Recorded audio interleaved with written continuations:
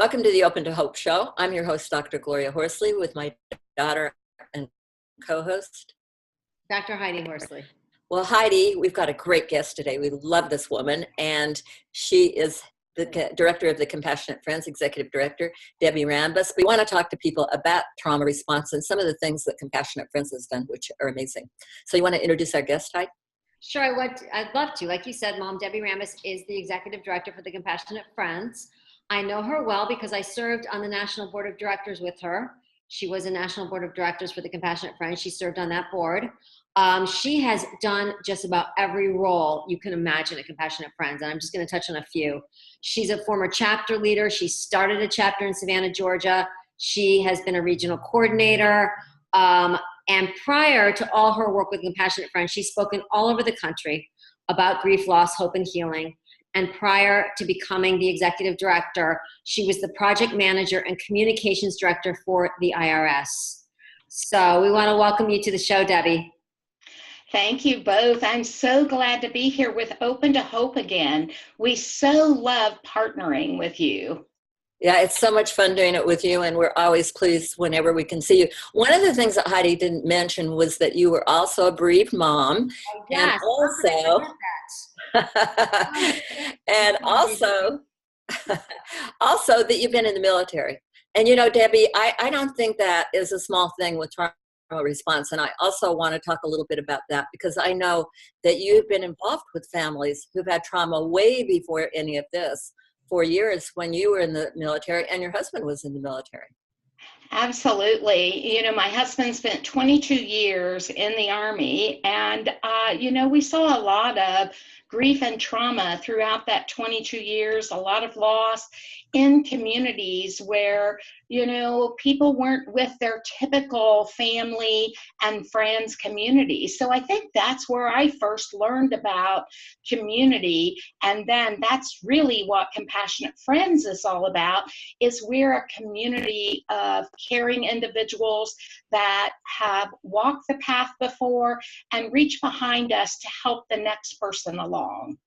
And our mission is at the Compassionate Friends, because I have a chapter and have been on the board, is to give support to parents, grandparents, and siblings. Some people may wonder, well, what is Compassionate Friends doing at Parkland? Why are they going there just to help those 17 families, or in Santa Fe to help the 10 families there? And really, Compassionate Friends, we're there in the long run, and we're there forever for everyone. So in going to these places, we're still adhering to our mission. And what many of you have felt or may have felt was that Band-Aid just being ripped away again when you hear of these losses, and thinking of a parent, a grandparent, or a sibling on this journey again. So when we go to the community, we used to wait for people to come to us. And I think it's important for us to be proactive, to collaborate with other organizations and help where we can, not as first responders, people that come and go, but to let people that know that we're there for the long run. Now, you can be there, right, Heidi? Because there are a lot of chapters. How do you want to talk about the chapters? Well, I like what Debbie's saying about being there in the long run, because, after a horrific event and after something so public as Parkland, there's a lot of people that come into communities after these kind of things. We saw it here in New York City after 9/11. There is a lot of people that come in, and they come in for a very short period of time and then they leave. And once they leave and the media and everybody are gone, these families are left in their grief, and these communities are devastated. And I love the idea of Compassionate Friends being there for the long run for bereaved families, because they'll need us once everybody is gone. And there are how many chapters, Debbie? 600? Yes, we have over 600 chapters now. And I think an important part of that is what you were saying, Heidi, of us going there, is that people are able to see, I've lost a son. Uh, Gloria, you've lost a son. Heidi, you lost a brother. To be able to see people that are still standing and to give them some hope. So that's, they'll get their professional help. We are part of that community, but I think it's really important for them to see examples of our local chapters and anyone that's willing and able to come in and give that little glimmer of hope for them. We have about 3 chapters in that area because, as you know, that area is kind of a sprawling metropolitan area. So we have some in Miami, we've got some north of Miami, we've got some to the west. And an easy way to find out if you're not already in Compassionate Friends is going on our website. And if you go to compassionatefriends.org, there is something called a chapter locator. And when you click on that chapter locator, all you have to do is put your zip code in, and it's going to tell you the location of the nearest chapters to you. So it's a really easy tool to use. If you don't want to go online, you can simply call, and our number is 877-969-0010. And the individuals that answer the phone will be happy to connect you with a chapter, as well as we have an online community. Maybe it's not for you talking face to face in a small group setting. We've got lots of online presence as well. I wanted to get down a little bit to if you have a trauma personally. And I was saying to Debbie, and we were agreeing, and Heidi earlier, that the first person that you need to take care of is you, right, Debbie? You need to assess whether it's a trigger, stop and take a breath when you hear about a trauma, when you see it on the news, or if you're in the neighborhood, you need to stop and assess, right? Absolutely. Sometimes you'll be feeling, what's wrong? Things are just kind of not in sync today. And then you think, oh, I heard on the news about an accident, or I heard on the news about an individual lost to cancer. So sometimes it doesn't have to be a tragic event like these school shootings. It can even be something small, just one individual involved, that suddenly you're kind of pulled back because you remember those feelings. And it's important to allow yourself to feel whatever you're feeling and realize that, oh yeah, this is having an impact. And after 9/11, Heidi and I were involved in working with families after 9/11. One of the things that struck me right after, and I happened to have been in New York, I live in California right after 9/11, and it struck me that all these therapists who lived in Manhattan were coming down to help people, and I'm like, you lived in Manhattan. So I think sometimes we can minimize the impact of events in our own lives just because we weren't actually at ground zero. Do you think that's right, Heidi? Well, yeah, and I think that one of the things that I loved about working with 9/11 is that I wasn't here that day and I didn't have a story. Because like you said, I mean, when you were here, you had a story, and anyone that's in a community that has had a devastating loss doesn't have to be personally impacted. They could still have secondary trauma. Just by the virtue of the fact that all these kids at Parkland died, the whole community has been impacted. In some way. Which is why, again, I love Compassionate Friends, because the chapter leaders, they have their steering committees. It's so well organized. They have their regional representatives who don't live in the area that you could get in touch with. And you could also get in touch with the national office and talk to them, or go online or Facebook to kind of move yourself out a little bit to talk to some people who weren't there, who can hear your story. Because we can't tell our story enough, I think. Yeah, I think that's really true. And I think oftentimes that's minimized because of people around us. It's like sometimes I still like to tell my Tony stories, but I can see sometimes, my friends that haven't experienced this type of loss, they kind of like, you can see them almost backing up. So it's important to find that community, and Compassionate Friends is a community where you can tell that story and people get it. And it's okay to tell it over and over, because really, we've lost major life assumptions about safety and security, and my kids going to school, they're going to be okay, so you're trying to rebalance again, and sometimes you think, is what I'm thinking crazy? So it's nice to talk to others that may be a little further along, that they can say, I felt that too, and it's okay. Debbie, I wanted to ask you, you went to both Parkland and Santa Fe, Texas. And what was your thought? What did you feel like people need? And I think, initially, of course, everyone's grief is individual.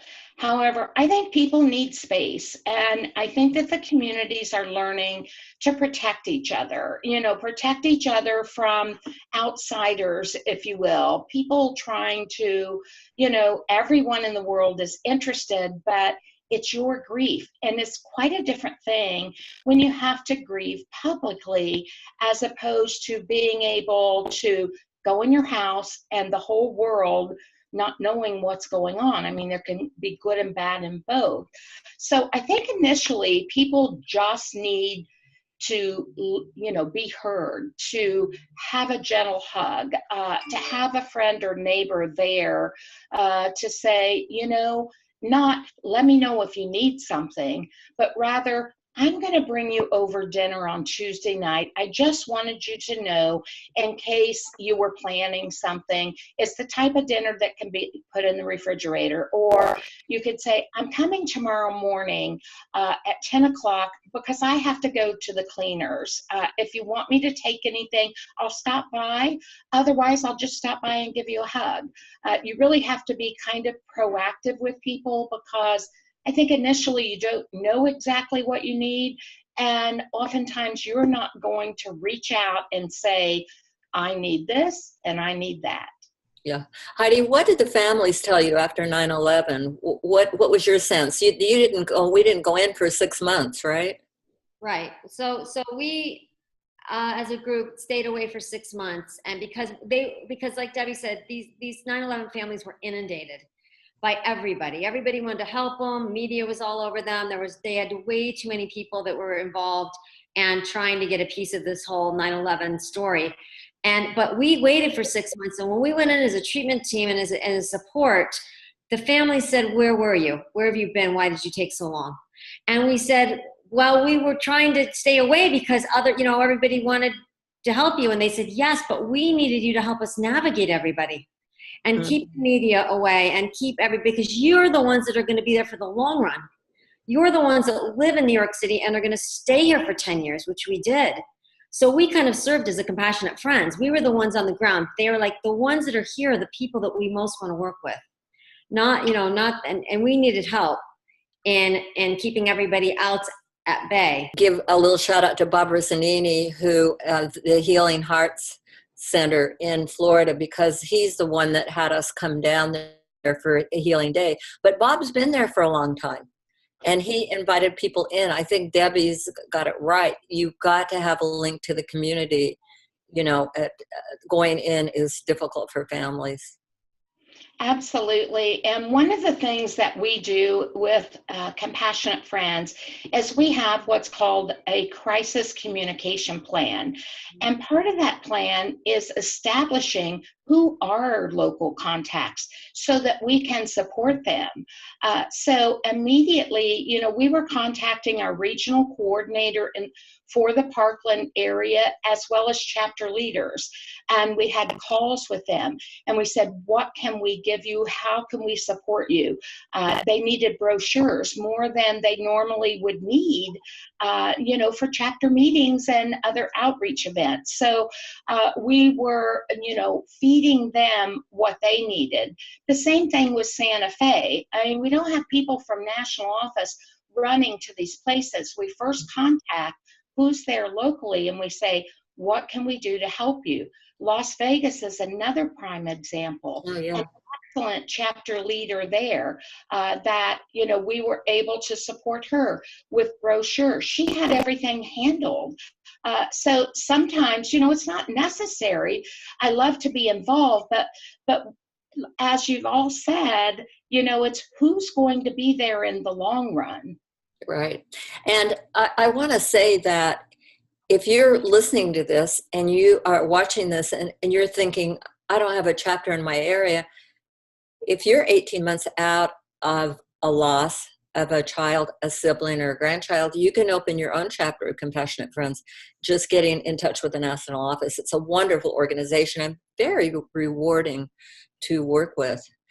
So, another thing, Mark and I started the chapter in Savannah, and what we found is that helping is healing to ourselves. So, for many meetings when we first started, it was just us and another couple. And then some other people started to come and some more people. And it eventually grew. We made connections within our community. So, even though it might just be you and another couple, that's okay, because you're there and they will find you and we will help get people to you as well. Right. And that's the website is fabulous for Compassionate Friends, and they will help people find you. So Phil and I started a chapter, and we found in Palo Alto, and we found the same thing. At first, there were 6 of us, or whatever, and now it's an ongoing chapter. But with loss, the beauty is with groups, people drop in and out. With peer support groups, we don't always see the same people all the time. But I want to give a plug for 2 things that Compassionate Friends has before we end the show, and that is everybody who's lost a sibling, a child, or a grandchild might consider going the second week in December to National Candle Lighting. Yeah, the National Candle Lighting, because that is such a wonderful event, and people are at 20 years. I'm at over 30, and you can remember your child during the holidays. And the other thing I want to give a shout out is the wonderful conferences. They have a regional conference. They're regional conferences, but there's also the national conference.